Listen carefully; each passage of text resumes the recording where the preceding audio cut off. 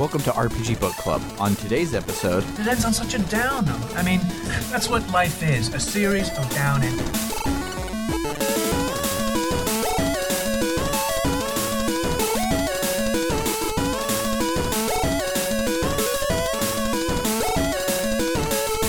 Hello and welcome to RPG Book Club, the podcast where we play small chunks of a video game and talk about how it makes us feel. But today is a bonus episode, and we'll be talking about the entirety of Eternal Senia and talking about how that makes us feel. Eternal Senia is a free game on Steam made using RPG Maker, and it's really good. And I'm excited to talk about it with you guys. I had already played it before. So I'm going to let Spiff kind of run everything. I didn't even introduce my name. I'm Sam Allman, by the way. I'm Elias Sailor Eli Warren. And I am Michael Spiff Webben. Yeah, so Rizzo couldn't make it this week, and we have the rule with us hosts, if you can't make it 2 weeks in a row, we're not going to make you then play 3 works of shit the next week, so we take a week off, and that's when these bonus episodes come out. But Spiff will be taking the lead here, and then I will giggle, even though he's already beat it too, but by now. But I'll giggle when he's like guessing things along the way. I get to be the Rizzo from Persona 3 right now. Exactly, you do. So this game, I had never heard of it until Sam mentioned playing it. I had neither. For this bonus episode. And my first thought was, did someone misspell Eternal Sonata? But this game's a lot better than Eternal Sonata, frankly. Eternal Senia is, it's an RPG Maker game. What I did was, I wasn't going to read like a review or anything of it, but I thought, I want to like experience the game in a typical way. So before just downloading it on Steam, I read through the Steam page, and it's very clear, a few things right off the bat. First of all, the person who made this game is Chinese, and it was clearly originally written in Chinese and then translated probably by the same group of 3 or 4 people into English. But of course, they're not professional. They're not a big studio, so the English is not super great, but it's functional and it's often very poetic, actually. The second thing is that this is obviously just a passion project. I don't know if it's he. The person who makes the game mentions in the description that like a lot of things in the game are inspired by their love for Ragnarok Online, which is a really beloved game that I've never played, but I know people swear by it. It was an MMO in the 90s. Yeah. So he doesn't say it in the page, but playing the game, he also definitely likes Ys. The first couple of Ys games control almost exactly like this. Yeah. Funny, I haven't played an Ys game, but as I was playing this, I was like, I feel like this is how Ys is. So it really is. So you download the game, you start it up, and boy howdy, it makes a good first impression. Yeah, the title, it does. I'm weird about video game title screens. I make a very big deal out of them. Like, if a game has a great title screen, I'm like, I am on board, and vice versa. Like, best title screens, Metroid Prime. Final Fantasy 15 actually has a great title screen. It does. Anyway, so this game, it's got this nice art, and it's got this absolutely killer music.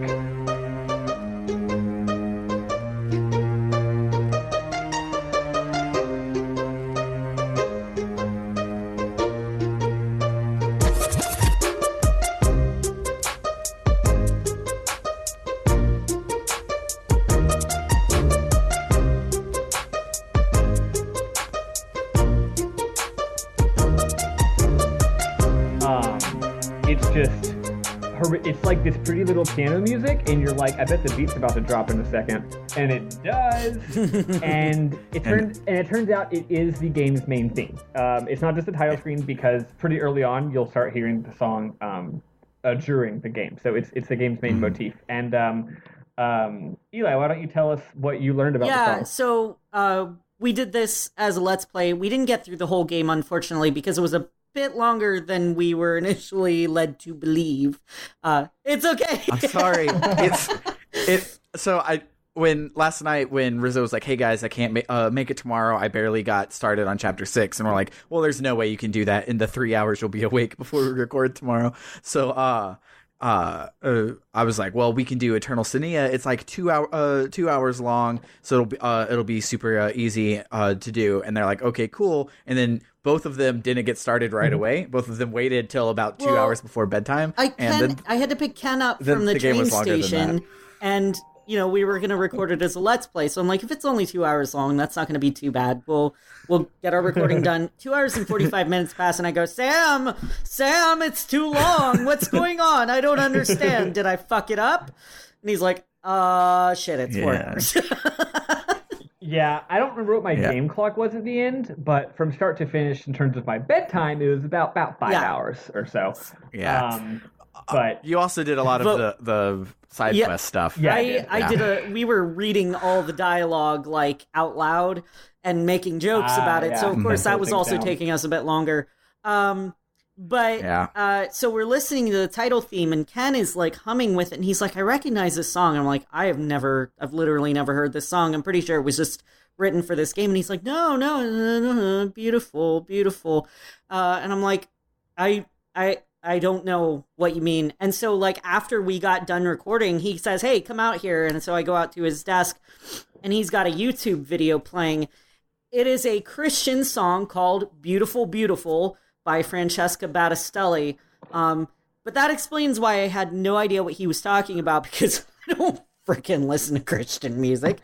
Now, when you say Christian song, do you mean like CCM, like contemporary Christian music? Like modern, like praise and worship rock music? I don't know. It didn't sound rockish, but it sounded like it was definitely more of a contemporary Christian song rather than like a church hymn or something. Right. My headcanon is that Francesca Battistelli is a huge Eternal Senia fan. That's probably it. That's it. That's interesting, though, because I've heard, lots of churchy music, and I actually haven't heard it, but I'll probably go listen to it later. Yeah, I will. Cool. Because it owns. It's such a good song. I'll link the YouTube video for that song in the host channel if you guys want to listen to it. Actually, I could just link it in the regular channel, but whatever. But yeah, I was like, wow, that's really interesting, and it makes sense because of the setting of the game. The game has a lot of Judeo-Christian imagery, but weirdly enough, it's not as ostentatious as it is in like Xenogears or Evangelion, where it's like really in your face. But it is constant, and weirdly enough, it feels like it belongs there. It actually it's not like jarring, like here's a cross for no reason. It's just like, yeah, this is cool. This is just a consistent thing in the game. So anyway, the title screen's good. Okay, one more thing about the title screen. The some of the wording is cool. After like each option has a little subheading. So under start it says new adventure, and under load it says keep on finding, and under exit it says end of memory. And I'm like, hell yeah, I love this kind of writing. This just sort of like vague use of loaded phrases. It often happens in translation, but I've seen people who originally write in English also use this kind of writing.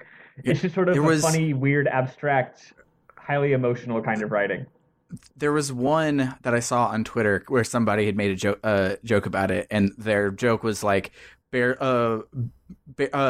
sentences that I'm 100% certain have never been said by any native speaker is my JRPG aesthetic.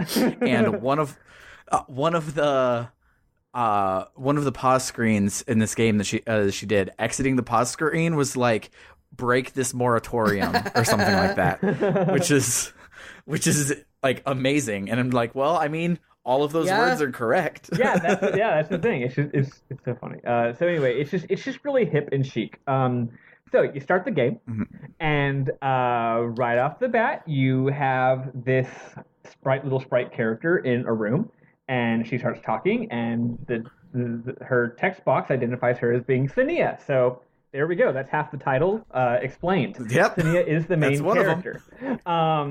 She's like, well, here I am in the Tower of Eternity. And I'm like, wow, already, huh?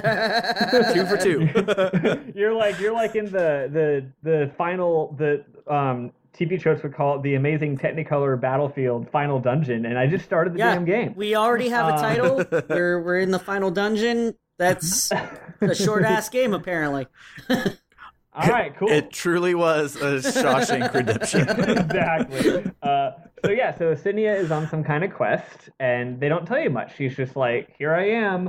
I am at the Tower of Eternity. I hope that I can. I don't know what she says, but she's like, it's kind of scary, but I'm gonna do it, you know? So you're like, all right, she's on some kind of quest to this tower. Um, right off the bat, the game starts tutorializing you a little bit with how combat works. It's really cool. As Sam said, it plays like Eve, which I haven't played. But you just but it also plays like For the Frog, the Bell Tolls, which I have played and it owns. I've never heard of that. I've never heard of. It's a Square. No, wait, is it Square or Nintendo? Anyway, it's for the Game Boy, and it's literally made using the Link's Awakening engine. Okay. Anyway, it rocks. So you just walk up to people and you hit them. If you walk up to them, you hit them. But every time you hit them, they hit you. They hit you back. So like anytime you attack, you will take some amount of damage. But right at the beginning of the game, they're doing this like FF7 Sephiroth thing where you do like 10 gazillion damage and they hit you back for 1 damage, which is fun. And right off the bat, I'm like, okay, they're doing that thing where I'm really strong and then later I'm not going to get strong. The game's music continues to totally just every song is just a banger. Like, I guess you could criticize it for lack of variety. Like, there's only 2 kinds of songs in this game. There's like sensitive piano music and absolute banger, but whatever, it works. Then you fight like some literal blobs. Like the enemy sprites are just like a tiny little circular slime. It's your around. generic and RPG slime, basically. Yeah, and then you fight some Sans Undertales, and they're just skeletons. But honestly, like they are short and have very big heads. Yeah, so like legitimately, they look like the game only came out a few months before Undertale too. I found that out because Ken and I were commenting about stuff like that, and he's like, "Did this game come out before Undertale?" And I'm like, "Oh yeah, I'm sure it did." And I was thinking it was like way older. No, it's like 3 months older than Undertale.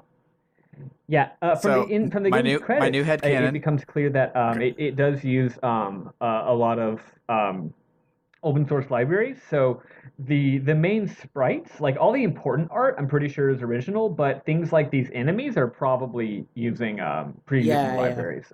My headcanon, to go with my earlier headcanon, is that the guy who made Undertale is a really big Eternal Senia stan. Oh, yeah. Oh, nice. Yeah, I believe it. Sans Undertale actually came from this game originally. Yeah, that's it. Three months before Undertale came out. Undertale actually was about zombies until this game came out, and he's like, "Hold on, guys, I got a brand new idea." No more zombies. It's skeletons now. Skeletons all the way down. I don't know what is libraries and what's original, but I know there's definitely a mix. And I mean, it's just a skeleton, like whatever, you know. So you start playing, and again, it's just you walk into the enemy, you kill them all in one hit, they hit you. It's fun. Your walk speed is very fast, which is nice. And then you have the first boss. I put the boss in quotes because it's a cutscene. She fights the boss in a cutscene. And as I sort of predicted, her sword breaks. So I'm thinking, oh, now she's going to do normal damage. And sure enough, she did normal damage after that point. So let's see. Is there any dialogue or anything on that boss? I think there was some, but it was just about, like, my sword broke. She's like, I got to try my best to beat the boss. Yes. So you go through just basic like tower graphics, like, you know, bricks, stairs, etc. And then you go through a door, and now you're in like the dark void of nothingness with stars behind you and stuff. And it's just a straight staircase that goes from bottom to top. And I forgot to get a screenshot of it, but it's whatever. It's pretty simple. It's like a thin staircase with nothingness all around. And it goes on for a while. Do y'all remember that? You have to hit up for like 30 straight seconds. It takes a while to get through. Yeah, but one thing that I forgot to mention is, even though after that point you start doing a regular amount of damage, you still take like 1 damage from everything. And I'm thinking to myself, I bet later that's going to change, and a pretty obvious prediction. So after you go up the big old staircase, you get into like cool, like you're outside now, like sky tower where you can see the sky behind, and there's like balconies. There's these cool foreground pillars that I took a screenshot of. At this point, I learned what kind of game this is because I accidentally I accidentally like went to another screen before I'd finished exploring, and I went the wrong way, but it transitioned anyway, and then it wouldn't let me backtrack. But I realized very soon that this is the kind of game where like it doesn't matter. Like if it's not going to let me backtrack, then that means that there wasn't anything important there. You know? Yeah, so then you get to the first actual boss of the game, which is a dragon. Did anybody have trouble with this boss? No.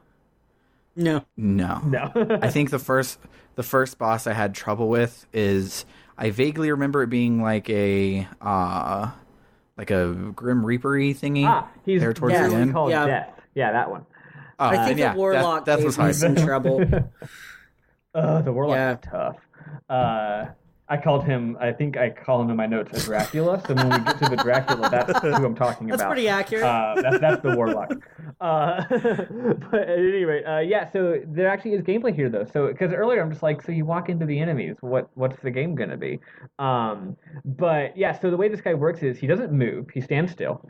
And you walk up to him and you hit him and he hits you back, just like we were talking, but not for very much. But he does shoot this nasty fireball, and he just shoots it every such and such seconds, and it goes in a straight line. And at first I was like dodging the fireball and then hitting his face. Then I realized, wait a second, I can just hit him from the left. Yeah, just stand on his side. Yep. So then you just wail on him, and he shoots the fireball, and it doesn't go in the right direction. And you're just like, I'm good. But it's one of those battles you can't win because you're doing absolute horseshit damage. So there's a cutscene where the dragon charges past her, and she dodges it and runs past. So already the game's establishing its rhythm as being like very, very not like plot heavy, which is to say that there's like a lot of plot happening all the time, but very like there's a lot of little bitty cutscenes. Like there's like a 10-second, 15-second cutscene like every couple screens. So it's got a cool rhythm, you know, where like you're not expecting to just do like a dungeon for an hour before anything happens. It's cool. Yeah. And then like on top of that, I don't know if we haven't gotten that far yet, but like each like there's like 4 or so sections of the tower, and each one of those is like fairly short too, and those are also divided into like 3 or 4 screens. So you have like each screen will have like a cutscene on it. So like going from cutscene to cutscene or like room to room or stuff like that. It's like really small and bite sized, which is how like I was playing it at work, like on my breaks and stuff, and I could get like something accomplished in that time. Yeah, which is nice. Yeah, because a lot of times, and like Space Funeral included, short RPG games will be like the 2 dungeons, and like that's the game. This one manages to like give you a lot of actual content, and it's incredibly tiny bite size. Yeah, it's so fast paced. Like you feel like you've gone on this long journey because each area is so small that there are a lot of them. Also, just a ton of music. I feel like each area probably has each of the areas of the dungeon, which of each of the 4 main levels, probably has like 3 different field tracks. And sometimes there's not even a reason. It's not like, oh, you went to a new place that looks different with the graphics. It's just like, hey, you were in the forest before. You're still in the forest, but now there's different music. Because we just wanted to have a ton of great music. So Senia runs into a corpse, and I forget the exact dialogue, but she's just like, oh God, a corpse. Like, this is serious. Like, this place is dangerous. I hadn't thought about it because I clearly ran into this dungeon maybe somewhat hastily and recklessly, but now that I'm seeing a corpse, I'm like, wait, right, I could die here. And then like prior to this, you really feel that she's like, I got my awesome armor, I got my awesome sword, I got my I don't even know if it's talked about her curse yet, but she's like, I've got my my curse under control. I'm going to be the hero. I'm going to go save my sister. Yeah. And this is when she's like, okay, maybe I was a little hasty. Actually, I've been a sick kid for the past like 10 years, and so maybe I'm not prepared to go and fight these dragons. Maybe and stuff. like a literal 16-year-old, contrary to what most RPGs might tell you, is not equipped to save the world from some sort of evil demon king. Surprise! No, not really. So anyway, so she goes. So this is where she says, "Sis, ... Where are you?" So that's actually how you know that she's searching for her sister. And then she says, "Why did you leave me behind?" So you got this really economical storytelling. It's cool. Yeah. That's one thing I love about it is I feel like there's so much story in this game, but almost all of it is those two sentences tell you like 5 paragraphs of information. Yeah. And like that's how it gets through almost all of it. Yeah. Which like knowing that it comes from an Asian language as well, like that, like just at least like language wise, Asians are like incredibly efficient and lazy with how they talk. Like in Japanese, you drop like the subject most of the times, the verb, and like all of the helping words, and you pretty much just like cat pretty. Most conversations are just based on context clues in Japanese. Yeah, and so I feel like that like helped. This writing being so economical and getting so much from so little is because like that's par for the course when you're speaking in Chinese. It's just snappy. Yeah. So you find a better sword, in which case the game is like, here's how inventory works. You can equip stuff. One other thing in this game is you never have like a shop or anything. Anytime you get a new sword, it's always better than your old one. So you just go to the equipment menu, hit the best equipment button, and you're good. You don't have to juggle numbers or anything. I did it first. Like I'd look like, oh, which of these numbers is going up? And then I realized it's always going to go up. Yeah. Yeah. I'm vaguely remembering this. It's been a while since I actively played it. I refreshed myself half with these notes, half with like a let's play last night. But I vaguely remember there being some people that are weak to something later, and you doing a little bit of like shuffling like your holy sword or something, but I might just be making that up. Thing, I didn't figure it out. Maybe it is though. Oops. Yeah. So at this point, you fight the dragon again. But since you found a better sword and leveled up a few times, it's actually a real boss fight. You actually hit him for realsies, and he dies eventually.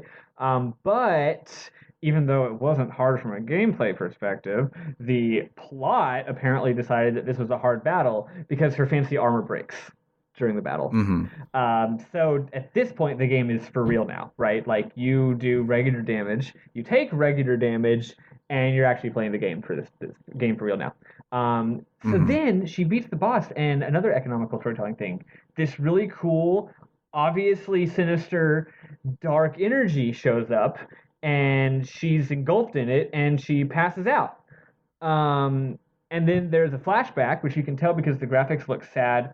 And also the first person to speak is labeled Child Senia by the game. So you're like, oh, that's okay. I see where we're at. That's Child Senia. Thank you for telling me, game. Turns out her backstory is quite simple. Her whole village was destroyed by baddies, by this big dragon lord. And then he's about to kill Senia as well. And then this girl who the art does a great job of showing that she's a priest. She just dresses nunnishly and has a cross on her neck, and but she's like a Chrono Crusade priest and not like a Roman Catholic priest. Yeah. Like she definitely is like a battle cleric from like anime and manga. So she wrecks the Dragon Lord with a magic, and that's the funny thing because I was like, maybe the art is just making her look like a priest because that's what clerics look like. But then it turns out she actually is literally a priest. They're not just using that aesthetic because it's cool. So she actually is a priestess of a thing called the Sacred Sanctum. And her name is Magaleta, which I could never remember the entire game. I was like... No. Like, even when I was rewatching the Let's Play, I was like, oh, yeah, that was her name. Like, I think in my brain, I always pronounced it Magdalena because that's what my guitarist in my band... and that's what my guitarist in his band calls his girlfriend Alex because that's her middle name. He calls her that when, like, she's being annoying. He's just like, Magdalena. And so it stuck. Yeah. And it's closer to a real name. It's such a weird name. And I was calling her Margalita, but I don't know. Yeah. Oh, I don't know. Yeah, and I called it like there's Magdalena, there's Magdalene, there's Margarita, there's Macarena, there's Mags Mikkelsen. There's just every time I would try to take notes because they call her Mag in the game for short. So every time I take notes, I legitimately was like, I cannot remember this person's name, but Margarine. Whatever. Margarine.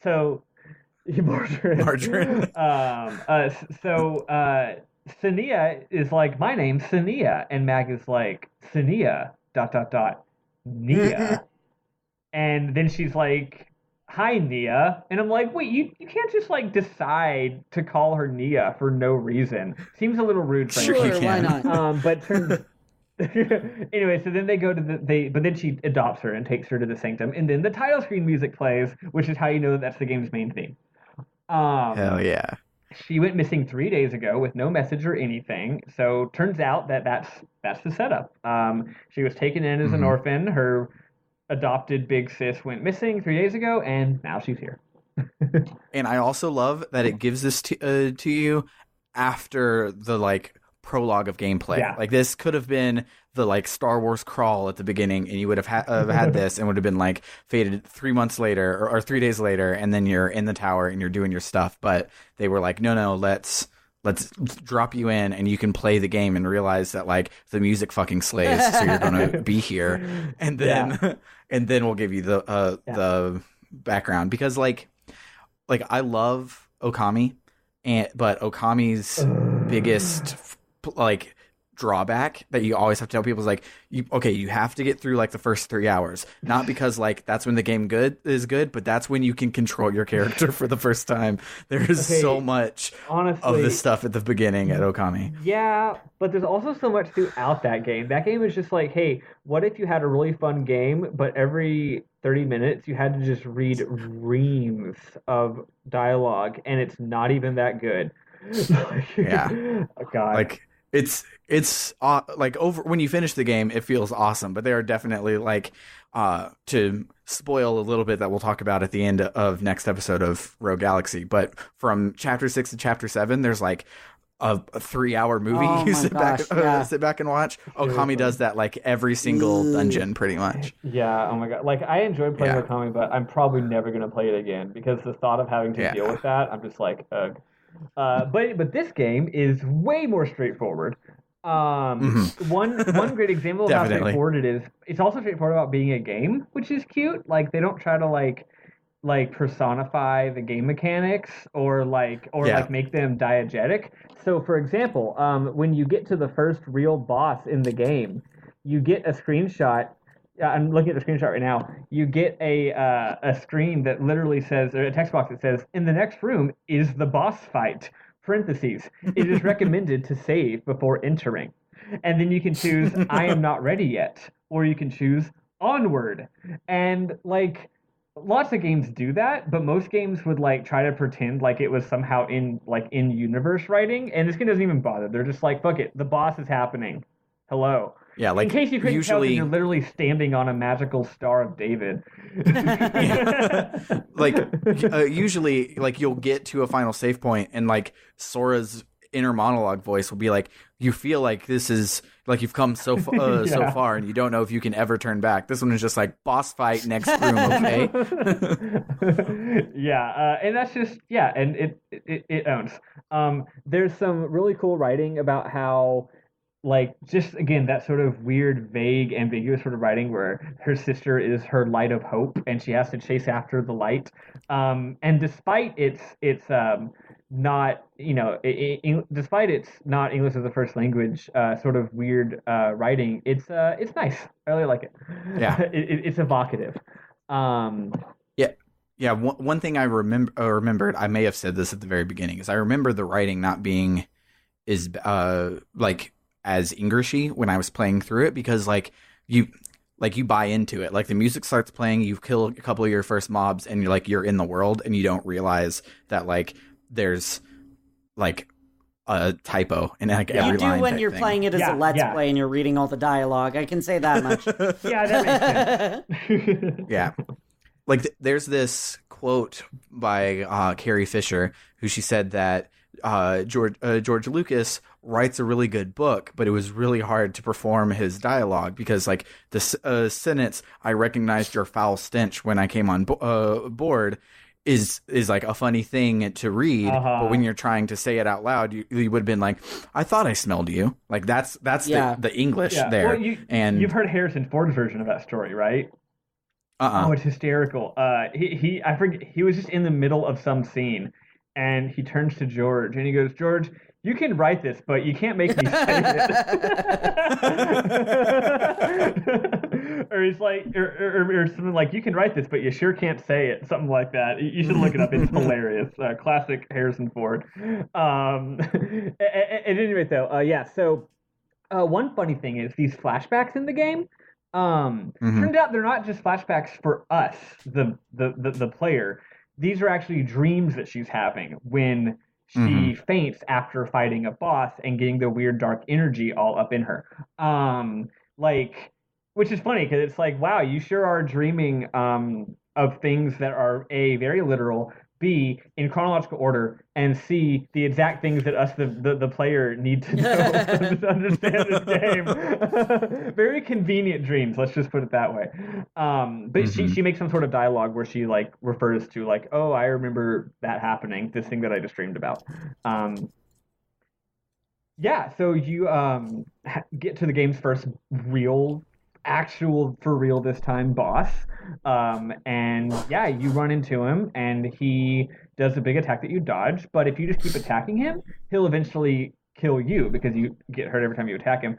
So basically the way most of the bosses in this game are going to work is there's going to be a bunch of little mobs and you kill them and hopefully they drop health, and you keep doing that while dodging the big guy's attack. And honestly, even though this is the first boss and I didn't like die or anything, it wasn't trivial, at least for me. Yeah. Yeah. It was a bit rough. I really like. It was a little bit rough, but once I figured out killing the little guys dropped health, like that was a big help. So. Yeah. It required like one thing that the bosses do in this game that I really like is they're more of like environmental hazards than like a mob you're interacting with. Like they're a huge sprite in the middle. They don't really move. They just have battle animations flashing around them. But then like you're dodging mobs, you're killing little mobs. It shows on the ground where the attack's about to be, and you're like constantly moving back and forth. And then when you have an opening, you just run up to the top middle of the screen, and like hurting the boss is not as important as surviving the environmental hazards, and I thought that was really cool. Sorry, I was going to say I think the biggest hurdle for me was just recognizing that every boss, no matter how big they are, just has a 1 square hitbox, and that's it. Yeah. Yeah, it's not obvious. Yeah, actually, everything in the game, period, even whether it takes up 1 square or whether it takes up 2 squares, it has a 1 square hitbox. And this game does have grid-based movement, which is how every RPG Maker game is, even if you want to try to make it not be that way. It actually is possible to make an RPG Maker game that has half square grid movement, which is actually how Zelda 1 is as well, but you don't really notice. But yeah, it's just something you gotta deal with, and your movement speed is real fast. So like you'll be going to hit a bad guy, and then they'll move 1 square to the right, so now you're not in the right column to hit them, so you have to correct. And yeah, it's oh, fun fact, guys, I totally didn't think about this before I started playing, but the up arrow on my keyboard hasn't it hasn't existed for like a year. Like if you take the key off and literally all there is the little metal, like the metal pad that is the contact of which actually makes the button hit, that's all I have. So it's almost like a touch button. It's like I can touch it, but there's no feedback or anything. So I haven't played an action game on my computer in a very long time. So every time I go up, it's just like, it's so funny. I got 3 regular buttons and then literally a pad that recognizes when my finger is on it. So that was fun, real fun. I'm glad you got through it at least. Yeah, I mean, I've been using this keyboard. It's like I kept meaning to fix it, but then it's like eventually you just get used to it. It's like, oh yeah, I'm like if I want to go down on a Word document, I hit the down arrow. If I want to go up, I use the mouse and I click where I want to go. Whatever. I'm too lazy to fix it. So then there's another flashback. And in this one, Magalita, is mad at Nia because she's secretly doing swords. She's like practicing doing sword moves when Mag isn't there. And she says... Question. I don't know if you remember. Does the text box say Nia or does it say Senia? At this point, her dialogue box probably says Senia. Senia. I didn't think about that. But Mag does exclusively call her Nia. Oh, I see why you're saying that. Yeah. No, I was just wondering, like, how far flashed back was this? Yeah, no. This is like, so Senia at this point that is an important question, actually. She is still a half-sized sprite. She's still a babby in this scene. So it's not long after Magalita took her into the orphanage, probably. So she's like, don't practice swords. It's dangerous. And Nia says to herself, not to Mag, that she wants to help Mag do demon hunting, which, like, who wouldn't? And like, that's so much cooler than hanging around like a church all day. And apparently she just has to hang around at the church all day and wait for Mag to come home, which is scary because she's like, is she gonna get killed? Is she gonna be okay? I'm scared. I want to protect her. I'm tired of being protected. I want to get strunk. And I want to protect my big sis or whatever. So you go into Magic Space Void.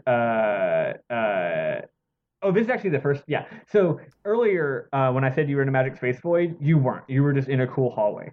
But at this point, you actually go into the Magical Space Void, which turns out is the door that, this is the tower, right?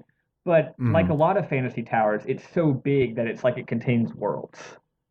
Have either of y'all played Final Fantasy Legend? No, I have not. That game owns the whole game. You're climbing up a giant 100-floor tower, and there's basically only 4 actual areas. Like there's every 25 floors is an actual significant area, and in between that it's just you go upstairs. But the areas are entire kingdoms, and nice. And it's cool. One of them is a fantasy kingdom. One of them is literally post-apocalyptic sci-fi kingdom. It's more like Yggdrasil, like the World Tree, kind of idea. Nice. Do you know if that game ever was remade, like how Final Fantasy Adventure was remade as Sword of Mana for the GBA? Is there a more modern version of that one, or is it just? I'm not sure. Go back to the GBA. I'm not sure. I have the original Game Boy version. I know that some Saga games have been remade. No, you know what? I'm almost positive it has not. I think only some of the Romancing Saga games have been remade for iOS. I mostly was just curious because I've started attempting to play Dragon Quest 1 again, and then I played Sword of Mana back in the day without even knowing that Final Fantasy Adventure existed. And I've watched speedruns of Final Fantasy Adventure, and while it looks good and passable, the whole time I was like, man, Sword of Mana was such a good remake. And so I was just wondering if there was the option of playing the H or D version or whatever. No, I don't think there is, which is too bad. But yeah, oh man, highly recommended. It owns. And this game reminds me a lot of it because it's all in a big tower. So after you go through the void, you're in a magical fairy forest. Yeah, I remember when this happened, because Tartarus is a really big tower, and every room in every chunk in Tartarus is different, but it's not. And so I was expecting okay, well now we're on the next part of the tower, and instead of gray tiles, we're going to have purple tiles or something. And then you step out into a huge expansive, at least for this game, forest, and I'm like, oh, okay, this this is a tardy box. This is not just a tower. This is a TARDIS. Yeah, and there's people live here. They have a society. Yeah. It's not just a dungeon. Which again is why I got those Saga vibes. So you're in, personally, my least favorite fantasy aesthetic, which is magical bullshit fairy elf forest. Not a fan. But apologies to every druid from World of Warcraft that listens to our podcast. Fuck you. No, I'm just kidding. We love you because you listen to our podcast, but not because you're a druid. Oh man, speaking of that, we just got to those fucking elf-ass druids in Rogue Galaxy as well. We did. Before there were not any. So there's this elf, and the elf shoots you with an arrow, and you can't cross the bridge because of the arrows, which I think, frankly, you probably could have. Yeah. But whatever. Yeah. But you learn, so then the game's battle system expands a little bit. Instead of just walking into people, you learn a skill. So it turns out this game does have 4 magical spells that you'll learn in each of the 4 main areas of the game. And they use MP, which recharges, and they do something besides just hitting people. So this is like a cool, it's like a forward teleport dash step. You warp forward like 5 squares, and you hit somebody, and they don't hit you back, which is important. You don't take that return damage. When you use any of your skills, actually. Yeah, and it's cool. It's a lot of fun. It's a good mechanic. Also, you can use it when you're not hitting bad guys to move faster, if you don't mind draining your MP, and then you don't have any when you need to fight. And this part of the game is when it opens up to not, like, the first chunk is hallways, and there's, like, no really exploration. Like, not even, like, a choice of doors to take. But here in the forest, because you have this move, you see something that looks like a hallway, but then you see a chest that you can't reach. And then on the next screen, there's, like, a decorative, per se, river. But if you're smart, you can teleport to the other side of the river to loop back and go and get that chest. And it, like... The game is still incredibly linear, like so much that, like you mentioned earlier, you pass through a door and you can't go backwards. To go backwards, you have to get to the end. There's a person, an NPC that can then teleport you back to the beginning of it, and you can do it again. But like that, like this move helps it be not completely linear. Like there's stuff, you have missables now, which is really cool. Yeah, I honestly, it really falls in line with this sort of new school of RPGs that I really like. The big budget games did it for a while, like Final Fantasy X and 13 do it. Breath of Fire, Dragon Quarter. A lot of PS2 RPGs did this, like, what if we, instead of having all these trappings, these formal constraints of player agency and a world map and exploring, what if it was just a story and you just had a bunch of scenes, and some of the scenes are cutscenes, some of the scenes are dungeons, some of the scenes are boss battles, and you just play through it.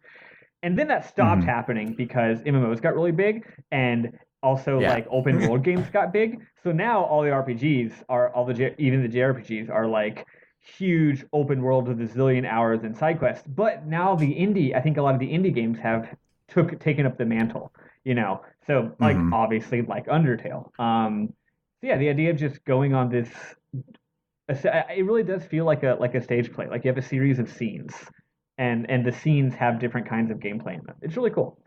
That reminds me of this thing that I was reading, that Western RPGs, the role playing part of a role playing game is I create a character, and that character is me through this game. But in Japan, it's no, I am playing the role of Cloud Strife. Yeah, absolutely. And I'm going on Cloud Strife's adventure. And so this stage play type thing is we're not even bringing headcanon, much less emotional baggage or anything like that, to our character of Senia. We're just seeing what Senia's story is. Yeah. And I think that that's super awesome.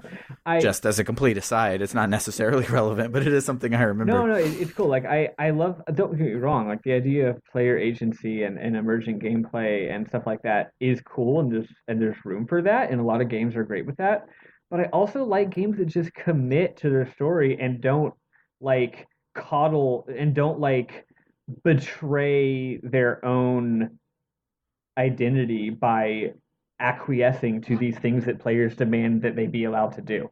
You know, like it's like some games, it's like, look, we know players are going to bitch that we didn't include a world map, but we're going to do it anyway because fuck that. We have a story to tell, and we're not gonna put something in there just because it's expected.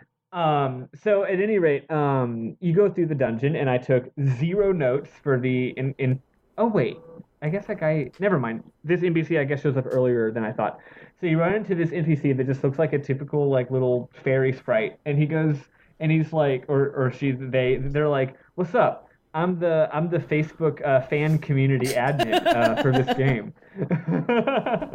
And they're like, "You should go to the Facebook page and get a code, and if you enter the code, I'll give you some items."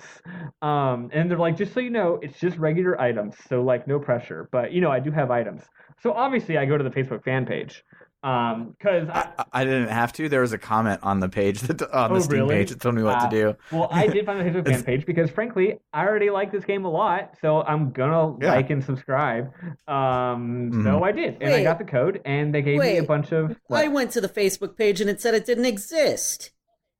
Okay, so here's the thing. So it took me a little bit of digging. So the number one page that you go to. This is a tip for all y'all who maybe aren't playing the game yet.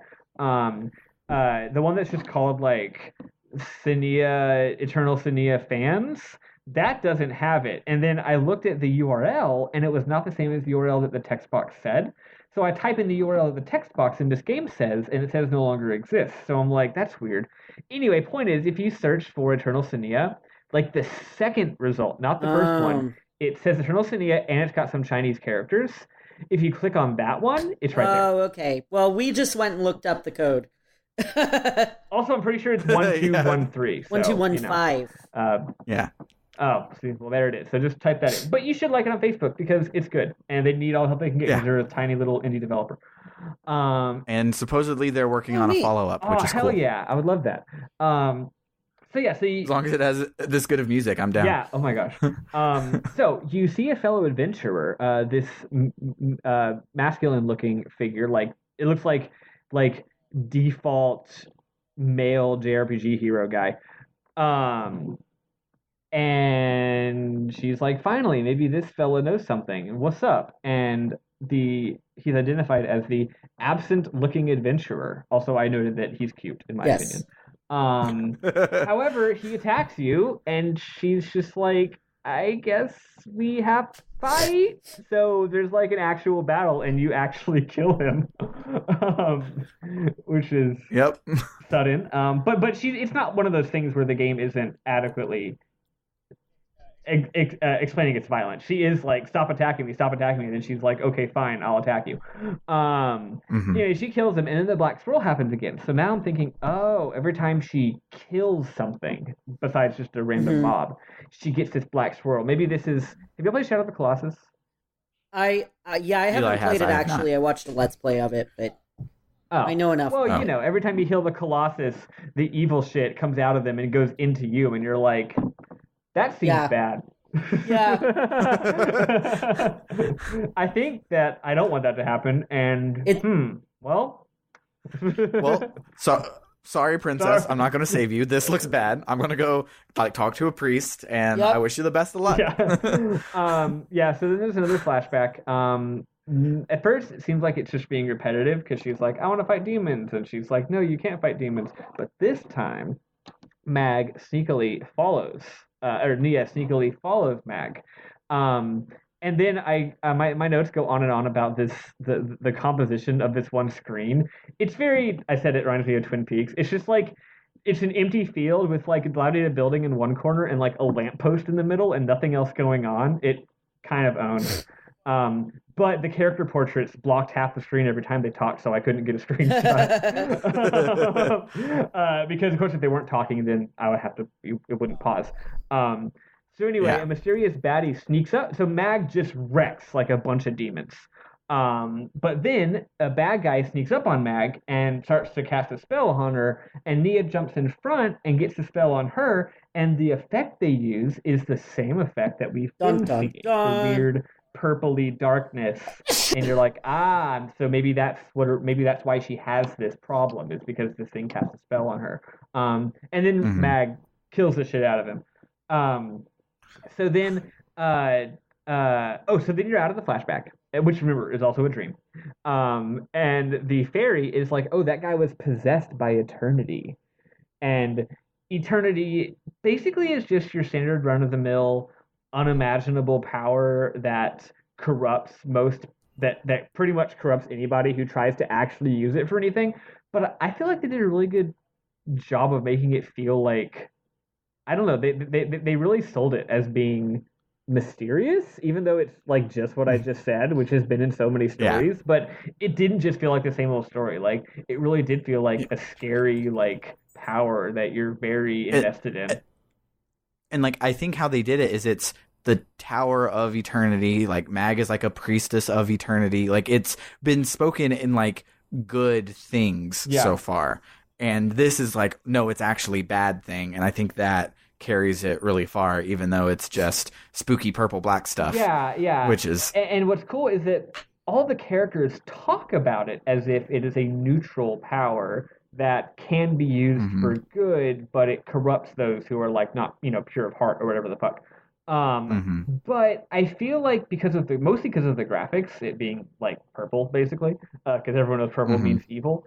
I feel like the game does a great job of my cinematography textbook in college was literally called "If it's purple, someone's gonna die." Nice. But yeah, it's just like, even though they talk about how it's like, we could use this power to do this great thing, I hope I don't get corrupted by it, the game itself presents the power as being maybe just like no good will ever come of it, basically. Which, slight spoiler, this game's story certainly bears out that initial impression. So let's see. The fairy's like, you should stop. Eternity's bad. You're going to get fucked up. And Nia's like, no, I'm going to save my sister. Typical stuff. The fairy's like, okay, fine, I'll help your sister. And Nia's like, I thought we were saving the fairy. And the fairy's like, oh, yeah, let's do that first. So then you go to the arcane realm. So did any of you guys spend a lot of time in the arcane realm? I think I did. That's the one where you have there's like 3 teleporters like in front of you. Is it that room? Oh, no, that's okay. Arcane Realm is the thing that every level has, where it's like a pseudo randomly generated challenge. Yeah, it's sort of like a boss rush thing. Yeah, I remember that now. Yeah. Yeah, so this game has this cool thing where each of the 3 main levels has an alternate area you can go into, where basically you have like 10 or 15, I didn't count, but you have a bunch of rooms and they're randomly picked. So like in some rooms, you hit a switch and then bad guys show up. Or some rooms, you might just get a treasure chest. Or some rooms, you have to hit crystals. And basically you go through like 10 of them, and at the end, there's a boss, and the boss is usually pretty tough, like sometimes harder than the actual bosses. And the cool thing is the boss always drops the item that you need to craft the highest level weapon for that area, or highest level everything, highest level armor, highest level gauntlets, etc. So you can run this as much as you want. So if you want to do all the best crafting, you just run this sort of gauntlet mode like 3 or 4 times, and now you've got a zillion items, and you leveled up a bunch. And I, being me, did do that, and it was cool. The first time I fought Medusa, Medusa is actually the first boss in the game that does that thing that Sam mentioned earlier, where she's actually just like the literal background and is at the top of the screen. The boss earlier actually did have like a sprite, but Medusa starts the pattern that will continue, where the boss is like, it's really just like, it's just looming in the distance and you just hit it. And again, the bosses just get cooler and cooler. I, at this point, because I'm irresponsible, even though it was like literally midnight, I backtracked and did all the optional bosses, which were now super duper easy, and I maxed all my equipment, so that's great. Go. How much Eli, did you bother with that? Did you bother with that? No, I mean, I went into the arcane realm, I fought Medusa and died, and went, okay, I've seen it, and then moved on with my life, because we didn't have a ton of time, so... Yeah. You're better than me. So when you say you went back and did a bunch of the optional bosses, did you like find every chest and kill it? Like this game like has a battle recorder from Rogue Galaxy. Like did you do all of that stuff too? So the way it works is each of the game's 3 main areas has 3 optional quests. The first one is so you get to the end of this level, the forest. You open a chest, and I think the chest literally, like, it opens, and all of a sudden there's a character portrait, and it's clearly a mimic, like a monster chest, and he literally goes, "Booyah!" And Senia is like, "Oh shit!" And he's like, "Nah, I'm just playing. I'm not a monster." Which is so good. This guy is Jack in the Chest, who is master of chests. Yeah, and he's like, I hid 6 treasure chests in this dungeon. If you find all of them, I'll give you a tasty treat. And yeah, I did. I'd found 3 out of 6 because the other 3 are actually surprisingly well hidden and require you to be smart and use mechanics. I went back and found them. Then there's a slime who does the battle recorder where he's like, kill 10 of these, 15 of these, 12 of these, 3 of these. Yes, I did all of that. And then there's a legendary sheep. That's what his name is, legendary sheep. I love it. And he says, come back when all your gear is legendary. I was already 3 out of 4 for legendary, so I did that too. So I wasted a lot of time doing all these side quests. Did you do it for every level too? Okay. No, I did not because it was getting late and I had a job interview that I needed to get more than 4 hours of sleep for. Yeah. But I will say one thing: the game rewards you very well for the side quests. I would have been annoyed if it had, what you get is you get a violet crystal, which is cool because the game doesn't explain this until way later. But if you're paying enough attention, you notice, oh, that armor that got destroyed in like the second cutscene was made of violet crystal. So you get a violet crystal as a reward. You get an accessory that doubles how fast your MP goes. Oh, so one cool thing about this game, your MP goes up anytime you attack somebody. So you've used up all your MP, then you just do a bunch of normal hits, but remember, normal hits incur reflective damage. But then after you hit them enough times, your MP's back up. It's pretty cool. And then I got a bunch of stuff that like raised my agility, all sorts of. I felt very satisfied with the balance of it. So then you have the boss. Surprise, surprise! It was the Fairy Queen. The power of eternity made her bad. Did Eli? Did you play on hard mode? No. I said onward, and I did that. I considered playing easy mode, but I didn't know how that would affect the game, so I was just like, onward. Yeah. So this is I know it's a big shocker. I played on hard mode. It was not trivial. It took me maybe only like 2 tries, but still not nothing. So cool thing, the whole darkness thing, where like the darkness makes her faint, it starts to happen, but then it doesn't, and she doesn't faint. And the Fairy Queen turns good again. Okay, when you beat her, yeah. Yeah, she actually has a good reason. She's like, I was going to die soon because I'm old, and I was worried that the forest was going to not have someone to protect it, so I wanted the power of eternity. And I'm like, lady, it's clearly evil. So she says that you have 2 powers. The first power is a curse, and she stopped the curse. So that's why you didn't have faint, because she stopped that curse. Not like destroyed, but like held it at bay. And then Senia's second power is the power to absorb eternity. And pretty vague wording, absorb. Like, is that a good thing? Is it a bad thing? Does it mean you get extra evil? Does it mean you can contain it in a way that is productive and good? Who knows? So then you go to the next area, which is called the Demon Frontier. I think it's all above board. Everything is happy and rainbows here. Oh yeah, it's totally fine. Yeah, it's super great. Demon Frontier sounds like a place I would love to go. One thing that's funny is you go to the little space zone, which is like the void interlude, but then you get to Demon Zone, and it's the same graphics. Yeah. So now it's just like, this whole area is just like Death, Galaxy, Void. I thought for sure that meant that the game was ending soon. Yeah, because like if you're foreshadowing this magical void world, and then you finally get there, you're like, this is the final level. But I kind of knew. I was like, this is only the second real level. I feel like the game probably has 3 real levels and not 2. I kind of had a hunch, which turned out to be right. But I agree, though, it definitely was indicating, right, that this was the end. But the problem is, it's like, I'm here to save my sister. What does the Demon Lord have to do with anything? Yeah, right. Anyway, you learn some more moves. You learn a ranged attack where you throw the fairy, which is pretty great. There's some more Sans Undertale. At this point, the game introduces a cool new mechanic where these wizards will cast these lightning spells on you. And when they cast the spells, there's a little 9, like a 3x3 red, like semi-transparent square appears on the ground, basically showing you where the AoE lightning is going to be. And a few seconds later, it comes.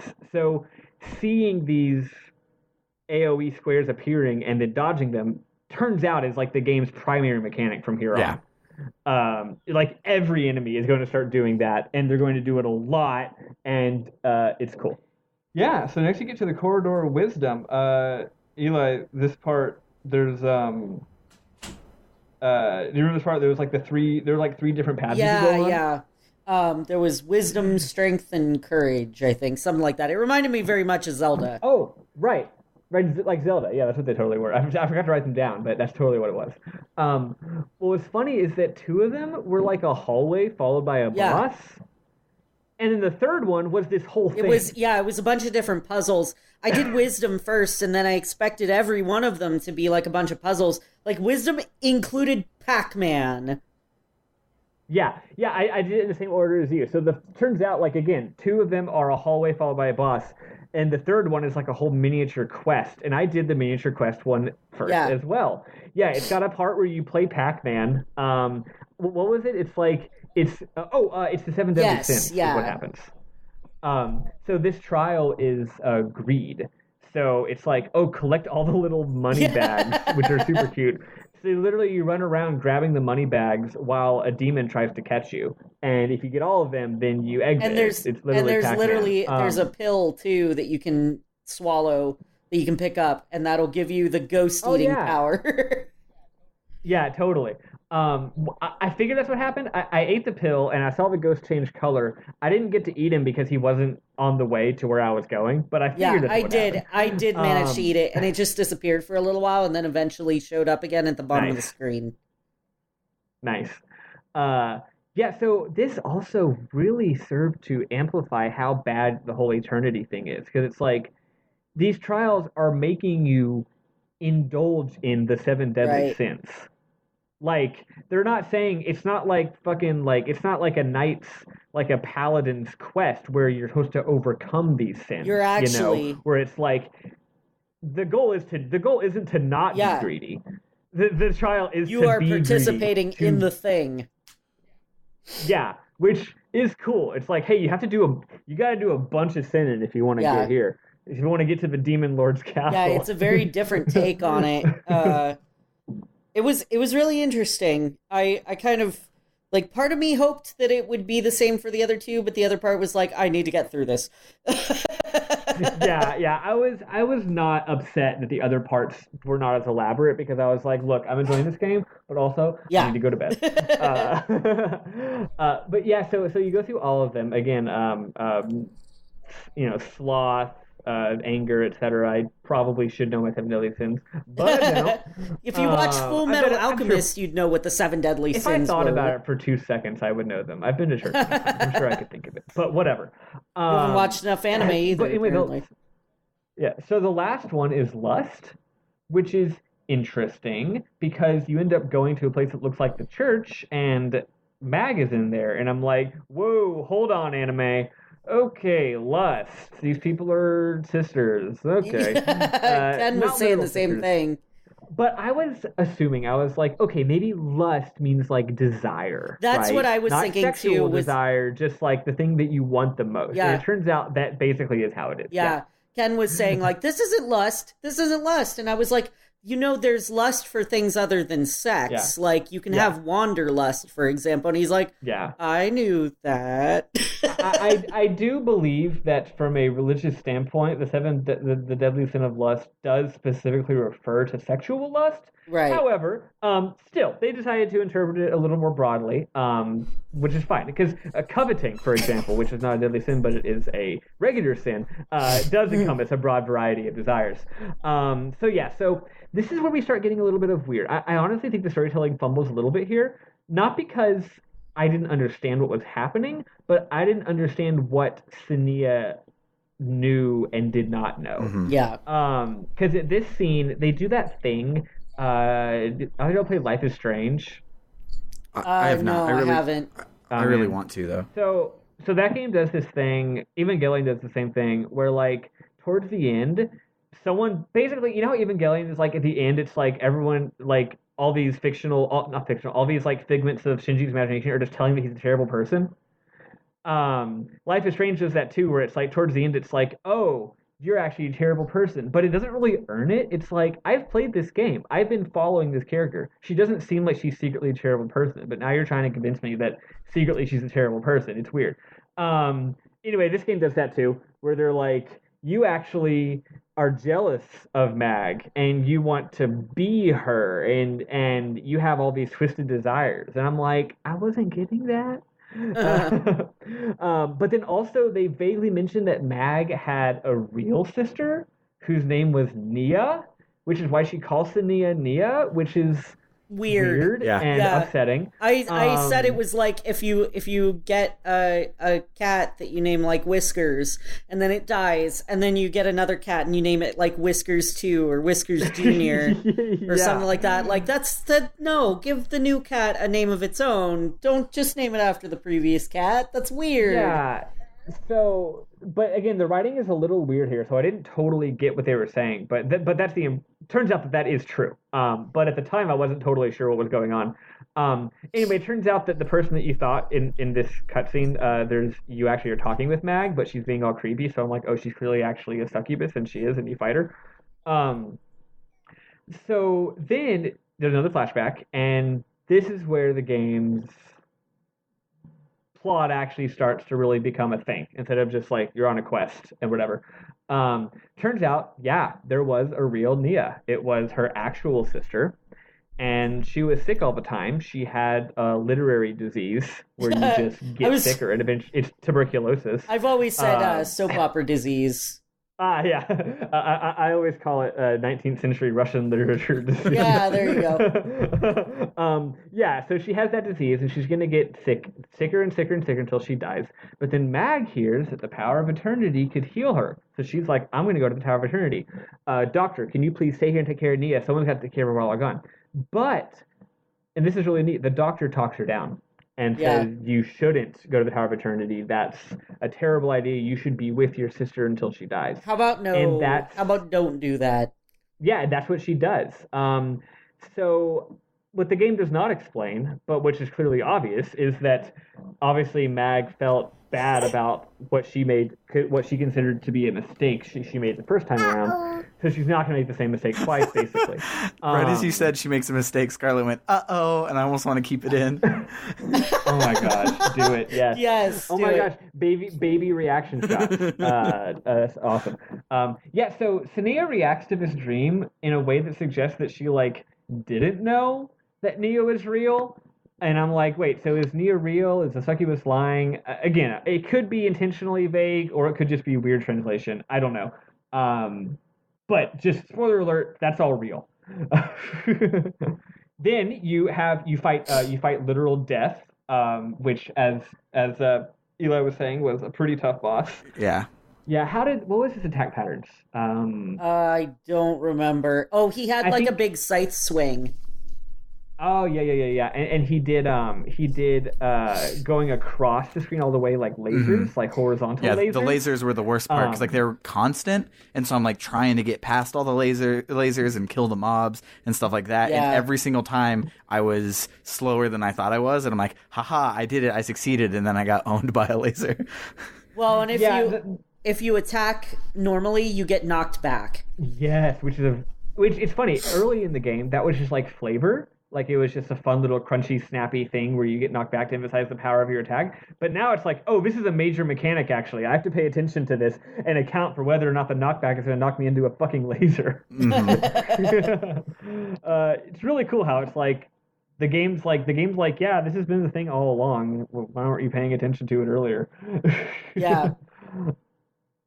So after you complete the 3 challenges or whatever, you go down the new path that is opened, and you see Mag, and I feel like this is Mag for real this time, because there's sad music, and I just did a Mag fake out. They wouldn't do 2 fake outs in a row, right? And yeah, this is a dramatic scene where you see Mag, and you're like, Mag, I'm here to save you, and she turns around, and she has dead zombie eyes. Yep. Which was established earlier, by the way, means that they're possessed by the power of eternity. Forgot to establish that.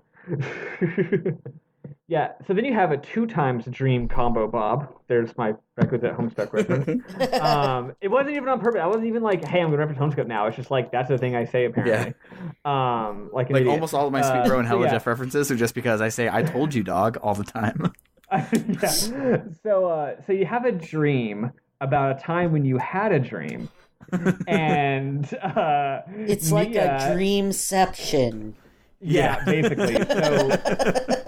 So your current curse-induced dream, you're remembering the time when Nia dreamed about her parents' death that we already saw. So she dreams of her parents' death again, and she wakes up.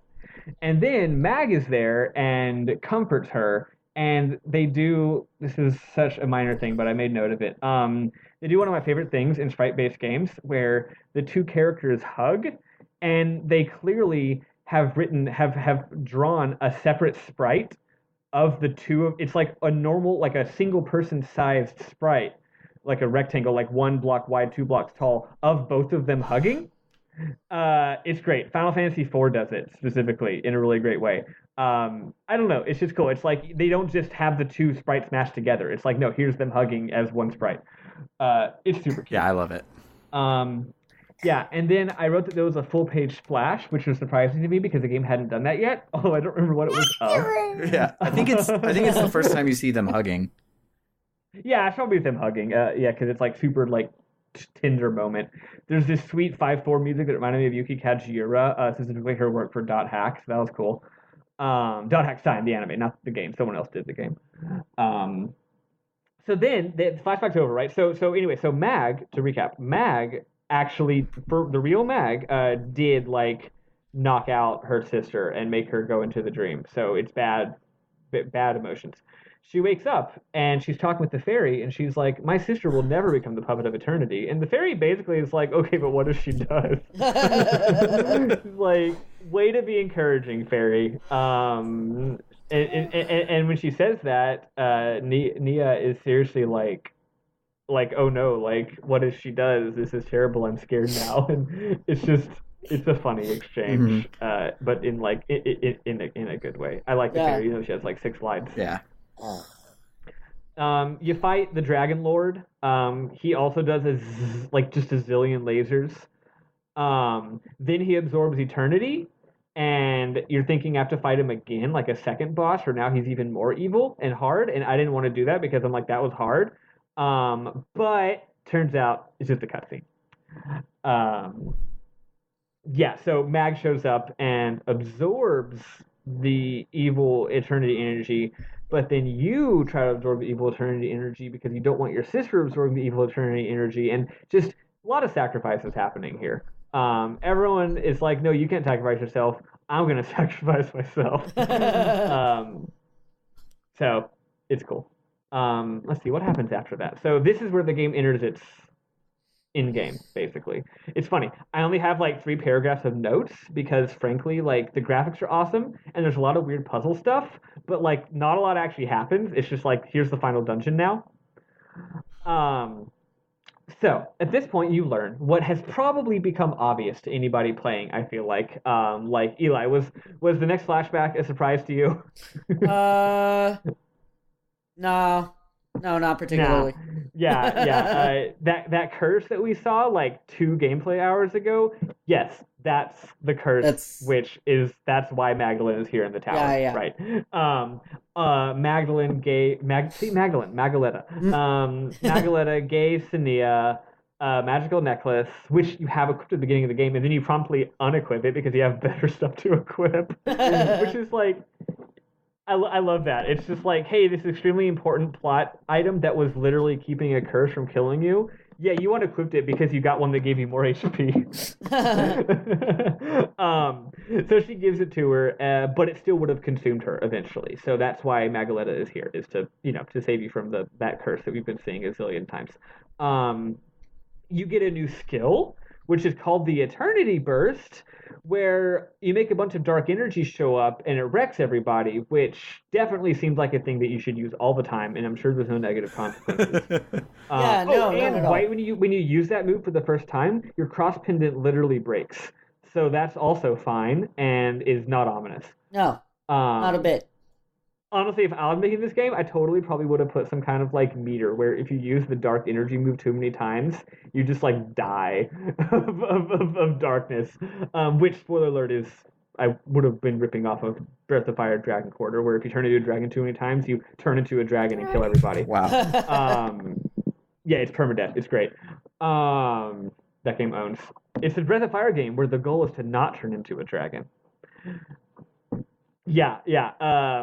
Anyway, so it's like, wow, you sure are getting consumed by this dark energy. The final dungeon is the Sanctum that you've been seeing in all these cutscenes, this church area. But it's way bigger now, and it's a dungeon, and there's lots of evil wizards everywhere that do AoE attacks on you, and the music bangs. That shouldn't be a surprise at this point.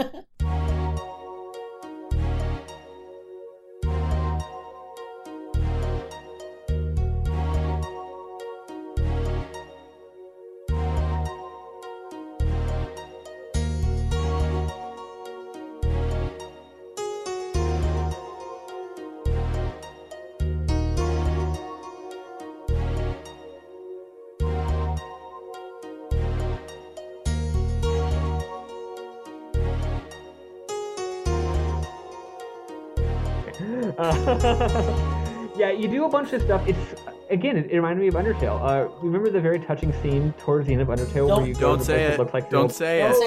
Don't say it. Shit, I'm sorry. You're definitely spoiling Sam's a future episode of this game. Okay, sorry, you're right. This is not a plot thing. There's a point in Undertale where you go to a place that looks like a place that you went to earlier in the game. That's it. So the game does the same thing where it's like, oh, you know that church you've seen a million times? Well, this place also looks like the church.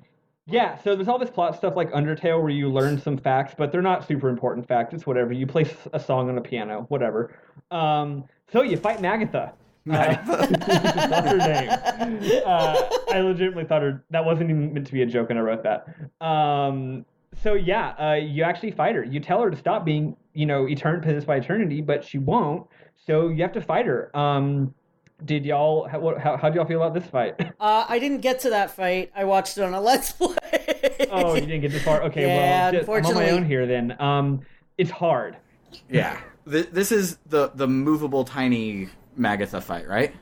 Yep. Yeah. This one was super hard, but underwhelming at the same time, which I loved because, spoilers, there's 3 endings to this game. Yeah. I actually didn't find it underwhelming. I actually thought it was the real final boss, and I actually love when bosses are the same size as you, because games, not just RPGs, but all games, they love to up the ante of the stakes, and it's like, this monster's even more giant than the last one. So anytime the final boss is just a dude, I'm like, hell yeah, this rules. Spoiler alert, Breath of Fire Dragon Quarter, the final boss, is a normal-sized dude, which is great. And spoilers for Final Fantasy 15, but in a game where literally the plot and only plot is to go and kill titans that are the size of mountains, your final boss is just a dude, and I really appreciated that as well. Yeah, it's cool. At any rate, so you fight this. So the bosses in this game do this thing where they don't have phases where they get harder at specific points where they now they have a new move. What happens is they have an established move set the whole battle, but I feel like it's almost just algorithmic. It's speed at which they throw out moves at you is inversely proportional to amount of health that they have. So it just gradually gets faster and faster and faster. And by the end, you're like, oh my God, there are so many things on the screen right now. And it's so hard. And I'm too busy dodging them. I don't even have time to actually hit them. So the health's not going down. Yeah. Anyway, she's normal size. There's sad music playing, which is always great. Yeah. So you do a sad music boss fight.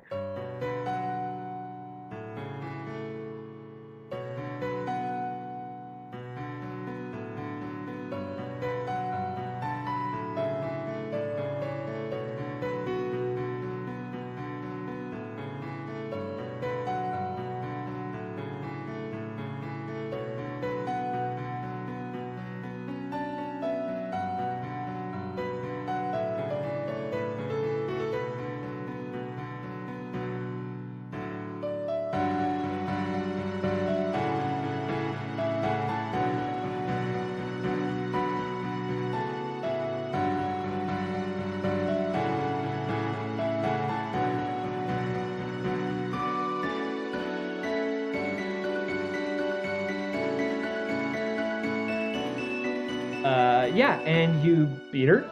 It took me a bunch of tries. And Senia's like, I'm strong now. I can protect you. And Mag is like, yeah, maybe you're right. Maybe you can protect me. But it turns out once you use the power of eternity, you can never leave the tower.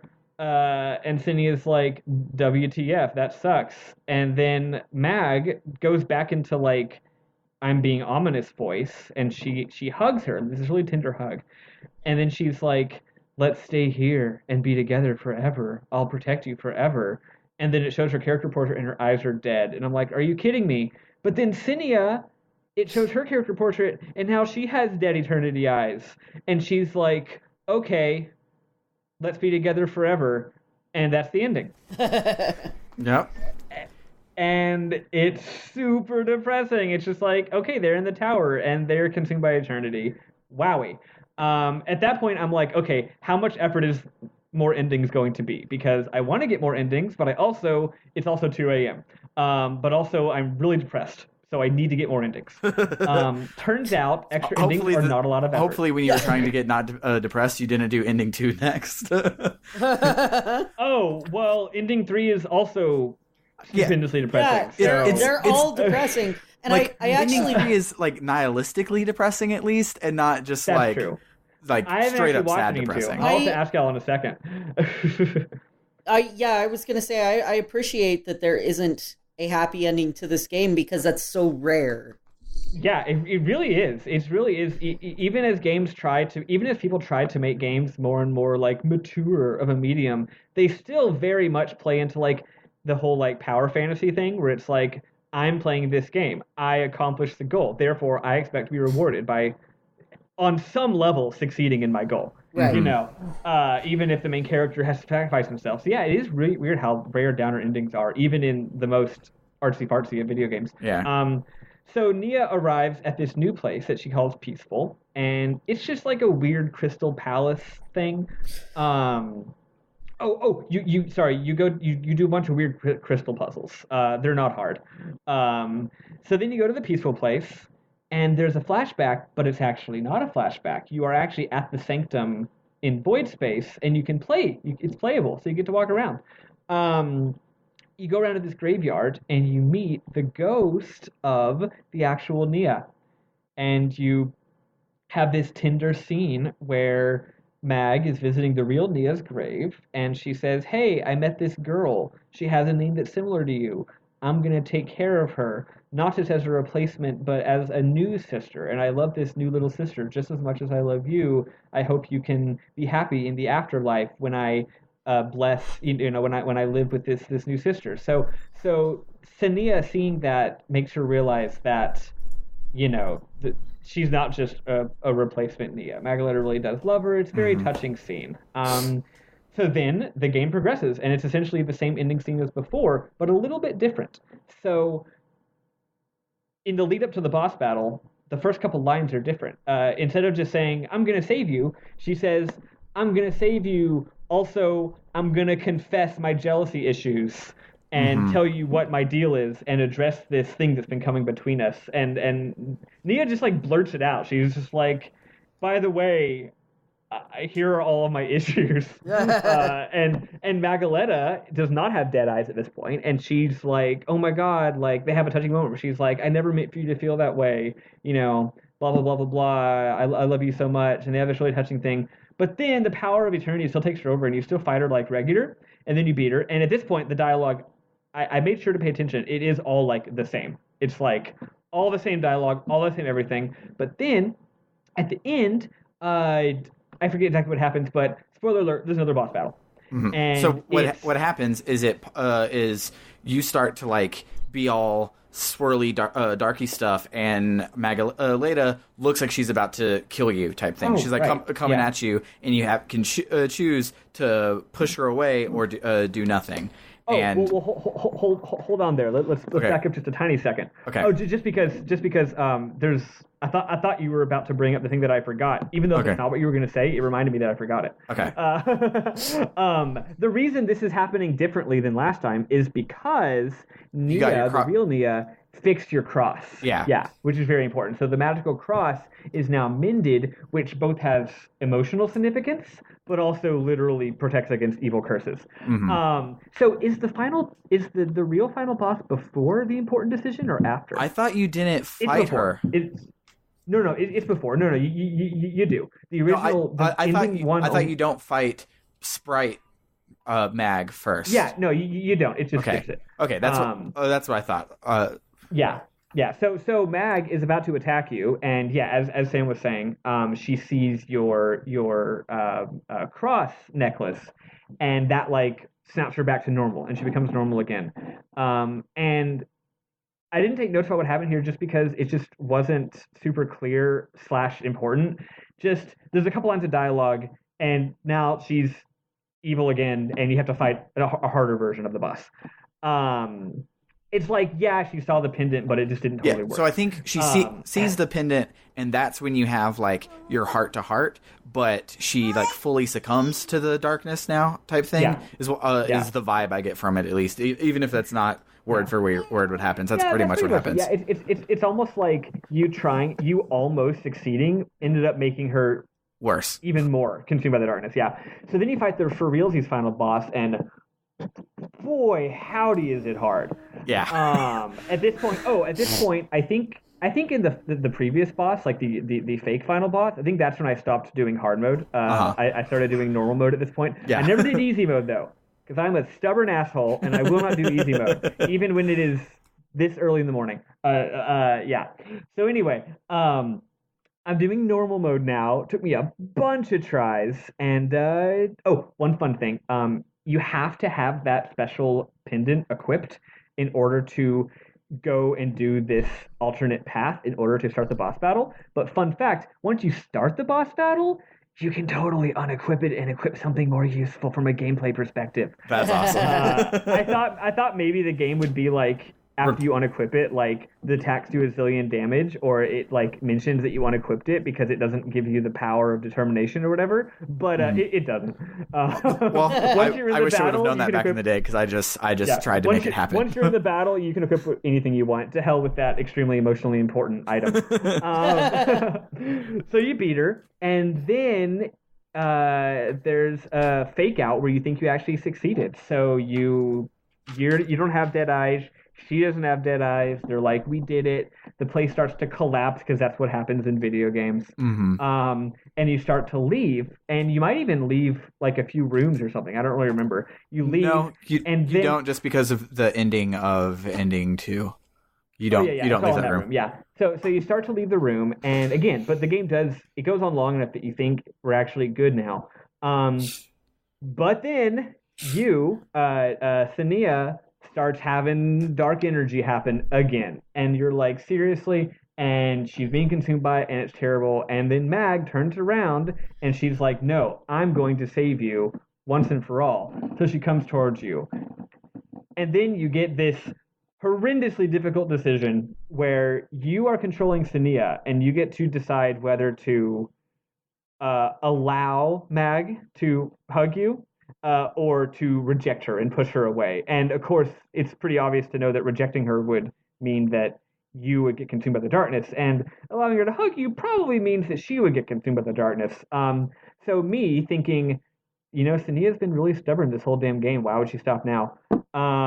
She's been stubbornly self-sacrificing, right? So I chose to push her away. Wait. I'm sorry. No, I freaking didn't. No, I didn't. I don't. It took me a while to make the decision, so I couldn't remember which one I picked. But yeah, I know I decided to let her hug me, because I'm like, she's finally, maybe she had a change of heart. She's finally decided to just accept the love that this sister's been trying to give her this entire damn time. So she hugs you, and then like you get teleported out of the tower, and then basically what Senia doesn't totally fully understand, but us the players obviously fully understand, is that Mag is going to be consumed by the darkness anyway, which is the whole thing you're trying to stop.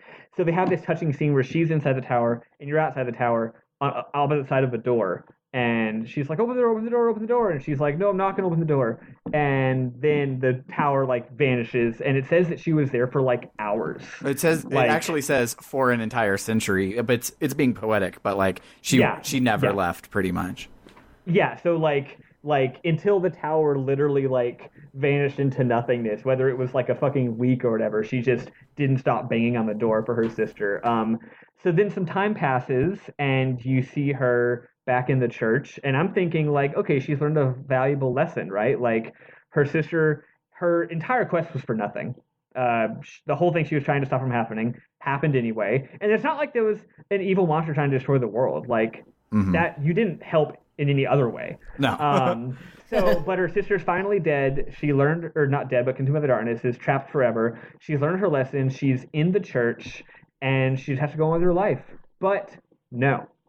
At the very end of the story, she's like, I've got to save my sister. I've got to save her. I know she wouldn't want me to do it, but I'm going to do it. Even if I have to make a compromise with the power of eternity, which is very obviously evil at this point, I'm still going to do it. I'm never going to stop trying to save my sister. And that's how the game ends. Yeah. And like, oh my goodness, it's rough. She hasn't learned anything, and she's just going to continue in this destructive cycle of presumably, maybe she's going to go to the tower again. Maybe she's going to become even more evil. I don't know. But yeah, it's rough. I did not watch ending 2. What happens in ending 2? So go ahead, Eli. Yeah, no, you go ahead, because I just remember, like, she has to kill Margalita. Yeah, so doesn't have to. So you push her away, and that allows you to take the full force of everything onto you. And Margalita's like, no, this is my baby sister. I don't want her to be an evil thing for forever. So the narration shifts focus, and it follows Margalita, and Margalita's like, I have to do blah blah blah. I have to kill her. Shit. She's going evil and all of this stuff. And so it's like it gets ready, and I'm like, am I about to have a boss fight where like I get to play as Mag or whatever? But no, Senia draws her sword. It cuts to like an anime splash page thing, and it's like, sister, no, stop. And then the sword in the thing turns bloody. That's right. You hear this hacking noise, and all I could think of when they were playing was in the first Futurama anthology of interest, where Leela is like, I want to know what it's like to be more impulsive, and she ends up killing a whole bunch of people, and when she's killing Hermes, she's hacking into him, and he's yelling, "Is that my torso you're hacking off? It is my precious torso." Like, that was all I could think of as that was playing. Yeah, I have seen that, but I certainly would not have been thinking of it. But like, it helped. It kind of helped with how depressing it was. Yeah, just to think of something funny. And so like Margalita's narration like the whole time is just like, I still have to try, I still have to stop her, I still have to save my sister, until it fades to black and is dead and sad. Yeah. That was it. I had forgotten you didn't. Well, that's fun. Yeah, you didn't take control of Senia. You just, like, you were watching it from Margalita's perspective. So I really like how the game has a bad ending, and then it's like, do the extra stuff to get the real ending. And you're like, oh, so the real ending is going to be a good ending, right? Also, no. Yeah, like the best quote-unquote ending is we can't leave, but we cured ourselves, so let's just waste eternity hanging out together. Like, that's a depressing ending, but it's the best of the three. I guess them accepting their fate is better than just being in an endless cycle of self-torment. And I also think it's cool how, and this is also how Nier works, the first ending is very clearly like not the canon ending.